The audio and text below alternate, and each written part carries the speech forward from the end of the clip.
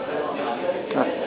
Est-ce que le passage, est-ce que la naissance du film est vécue différemment quand on est metteur en scène ou acteur? Est-ce que c'est plus difficile de se séparer, de lancer le bébé à son public? C'est plus difficile forcément parce que c'est son bébé, qu'on a travaillé dessus longtemps. Quand on est à la base de tout. Quand on est acteur, on est un partie du puzzle. Donc bien sûr, c'est pas la même chose quand je fais un film en tant qu'acteur, même si j'y suis très attaché, je suis très heureux, que quand forcément on fait le film. C'est plus, bien sûr. Je comprends d'ailleurs les metteurs en scène. C'est compliqué, d'autant plus quand les films marchent pas. C'est très très compliqué. Parce que qu'un film marche ou pas, c'est le même temps de travail. Et quand c'est 2 ans ou 3 ans, des fois 4 ans ou 5 ans d'une vie, et que le mercredi à 14 h, bon, les gens ils disent bah non, ça nous intéresse pas. Waouh, faut savoir, c'est ça le plus difficile, hein, c'est de remonter, pour les metteurs en scène, de remonter à cheval. Et comme c'est un métier en plus où on n'apprend jamais rien vraiment, à chaque film on recommence un peu à zéro quand même. Les gens ils viennent pas, sauf quand il y a des metteurs en scène vraiment, quoi qu'il arrive, on vient les voir, comme Woody Allen, enfin il y en a quelques-uns. Mais sinon, les gens, ils s'en foutent que le film d'avant était bien. Hein. C'est pas pour ça qu'ils viennent voir le nouveau. Hein. Est-ce qu'il y a dans les projets qui vous trottent dans la tête l'envie de travailler avec des acteurs en particulier, de votre bande, des Robin, ou d'autres, Isabelle Nanty par exemple, moi c'est une des actrices que j'adore. J'ai tourné avec elle un film, j'adorais tourner avec elle. Il y a plein d'acteurs, moi j'adore ça, donc c'est ce qui m'intéresse le plus quand je fais des films, c'est diriger les acteurs. Donc il y en a plein que j'adore. Jean-Pierre Bacry, j'adorerais qu'il retourne un peu plus. Jean-Pierre, ce qui tourne pas beaucoup, et c'est dommage que c'est un des plus grands acteurs. Oui, bien sûr. C'est un génie. Il y en a, mais voilà, il y en a plein. Lindon. Ouais, vraiment, il y a plein d'acteurs avec qui j'aimerais travailler. Podalides, que j'aime beaucoup. Ouais.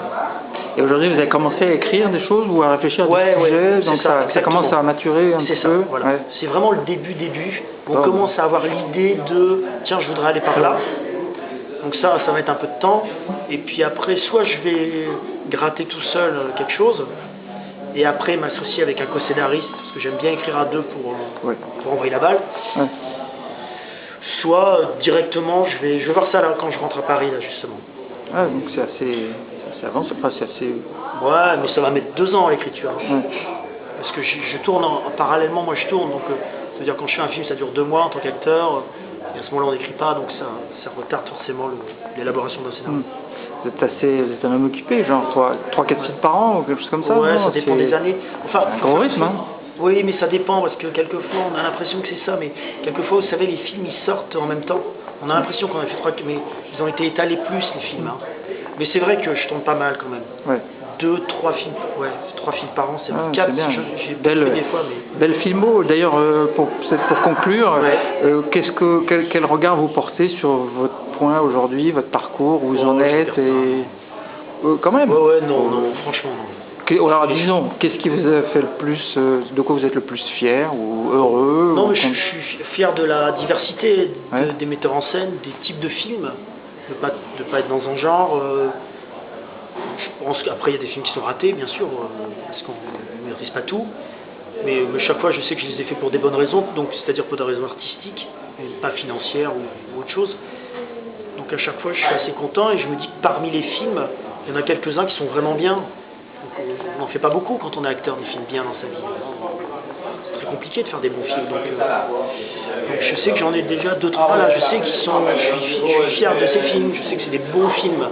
Vraiment des bons films qui resteront, je sais pas, on sait jamais ça. Mais c'est des films de qualité. Ouais. Est-ce que, vraiment la dernière, est-ce qu'il y a est-ce que vous voyez dans une génération d'acteurs récents un esprit canal ou comédie?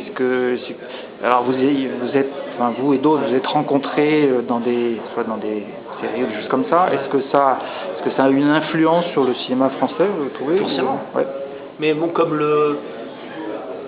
en fait, la télé a été c'est l'équivalent du cabaret dans les années 50 où a commencé Poire et Serrault. C'était là. Et donc c'est le cabaret qui a eu l'influence du cinéma des années 70, et c'est le café-théâtre, le Splendide, tout c'est le café-théâtre qui a influencé le cinéma des années 80-90, et c'est la télé qui influence le cinéma des années 2000, ce qui est normal, puisque c'est les vitrines. Et là, en ce moment, la vitrine, elle est là, et peut-être dans 10 ans, ce sera Internet, la vitrine, c'est là où on ira chercher les talents.